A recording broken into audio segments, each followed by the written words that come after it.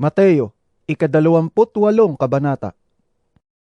Makaraan ang araw ng pamamahinga sa pagbubukang liwayway ng unang araw ng linggo. Pumunta si Maria Magdalena at ang isa pang Maria sa libingan ni Jesus upang tingnan ito. Biglang lumindol ng malakas sapagkat bumaba mula sa langit ang isang anghel ng Panginoon. Iginulong nito ang batong nakatakip sa libingan at umupo sa ibabaw niyon.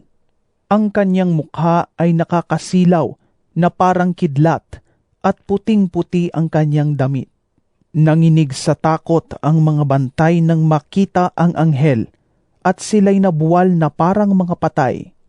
Ngunit sinabi ng anghel sa mga babae, "Huwag kayong matakot. Alam kong hinahanap ninyo si Jesus na ipinako sa krus. Wala na siya rito, sapagkat siya'y muling nabuhay. Gaya ng kanyang sinabi, halikayo't tingnan ninyo ang hinimlayan niya. Magmadali kayo at ibalita sa kanyang mga alagad na siya'y muling nabuhay. Mauuna na siya sa inyo sa Galilea. Makikita ninyo siya roon. Yan ang balitang hatid ko sa inyo." at dali-dali nga silang umalis sa libingan na may magkahalong takot at galak at patakbong pumunta sa mga alagad upang ibalita ang nangyari. Ngunit sinalubong sila ni Jesus at binati. Lumapit sila sa kanya, hinawakan ang kanyang mga paa at sinamba siya. Sinabi sa kanila ni Jesus, Huwag kayong matakot. Humayo kayo't sabihin sa mga kapatid ko na pumunta sila sa Galilea at makikita nila ako roon. Pagkaalis ng mga babae, pumunta sa lungsod ang ilan sa mga kawal na nagbabantay sa libingan at isinalaysay sa mga punong pari ang buong pangyayari.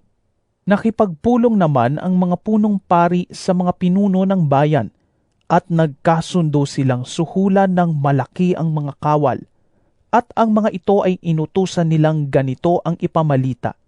Habang natutulog kami kagabi, dumating ang mga alagad ni Jesus at ninakaw ang kanyang bangkay. Sinabi pa nila, Huwag kayong mag-alala kung makarating man ito sa gobernador. Kami ang bahala sa inyo. tinanggap ng mga bantay ang suhol at ganoon nga ang kanilang ginawa. Kaya magpahanggang ngayon, ito pa rin ang ipinamamalita sa mga Hudyo. Pumunta ang 11 alagad sa Galilea, sa bundok na sinabi sa kanila ni Jesus.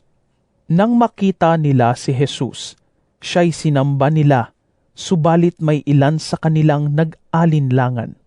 Lumapit si Jesus at sinabi sa kanila, Ibinigay na sa akin ang lahat ng kapangyarihan sa langit at sa lupa. Kaya't humayo kayo. Gawin ninyong alagad ko ang mga tao sa lahat ng mga bansa. Bautismuhan ninyo sila sa pangalan ng Ama at ng Anak at ng Espiritu Santo. Turuan ninyo silang sumunod sa lahat ng iniutos ko sa inyo. Tandaan ninyo, ako'y laging kasama ninyo hanggang sa katapusan ng panahon.